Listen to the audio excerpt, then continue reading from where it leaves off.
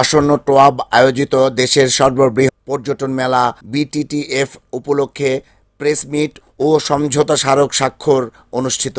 সোমবার রাজধানীর হোটেল ইন্টারকন্টিনেন্টালে টোয়াব আয়োজিত 2025 ইংরেজিতে 3 দিনব্যাপী দেশের সর্ববৃহৎ আন্তর্জাতিক পর্যটন মেলা বিটিটিএফ 2025 প্রেস মিট ও সমঝোতা স্মারক স্বাক্ষর অনুষ্ঠানে টোয়াব সভাপতি মোহাম্মদ রাফিউজ্জামানের সভাপতিত্বে অনুষ্ঠানে প্রধান অতিথি হিসেবে উপস্থিত ছিলেন বাংলাদেশ পর্যটন কর্পোরেশনের চেয়ারম্যান সায়েমা শাহীন সুলতানা। বিটিটিএফ এর এবারের মেলাটি হবে 13তম সংস্করণ।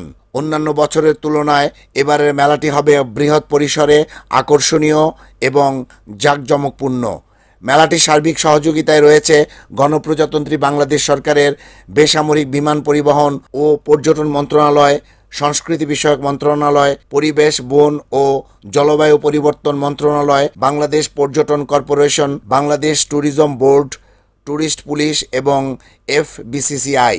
এবারই প্রথমবারের মতো মেলায় অংশগ্রহণ করছে টার্কিশ এয়ারলাইন্স। মেলায় মালয়েশিয়া, শ্রীলঙ্কা, নেপাল, মালদ্বীপ, চীন, দক্ষিণ কোরিয়া, জাপান, সিঙ্গাপুর, ভিয়েতনাম, সংযুক্ত আরব আমিরাত ও তুরস্ক ট্যুর অপারেটর এবং ট্রাভেল এজেন্টরা অংশগ্রহণ করছে।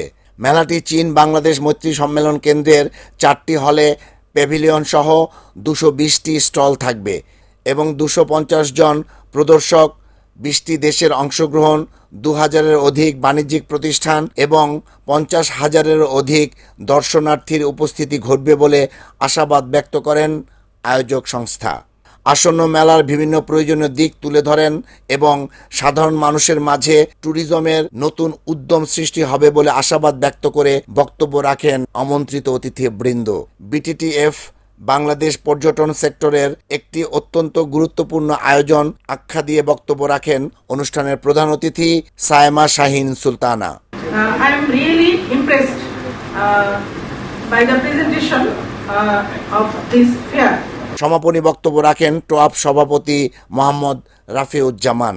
আলোচনা শেষে বিটিটিএফ এর মেলার স্মারক উন্মোচন করেন বাংলাদেশ পর্যটন কর্পোরেশনের চেয়ারম্যান সায়েমা শাহীন সুলতানা। অনুষ্ঠানে টোয়াব বিভিন্ন অংশীদারি প্রতিষ্ঠানের সাথে একাধিক সমঝোতা স্মারক স্বাক্ষর করেন। এসব চুক্তির মাধ্যমে টেকসই পর্যটন, মেডিকেল ট্যুরিজম, ডিজিটাল প্রমোশন এবং আঞ্চলিক সহযোগিতা বৃদ্ধির উপর গুরুত্ব দেওয়া হয়। Report Mohammad Mamun, NAN TV, Dhaka.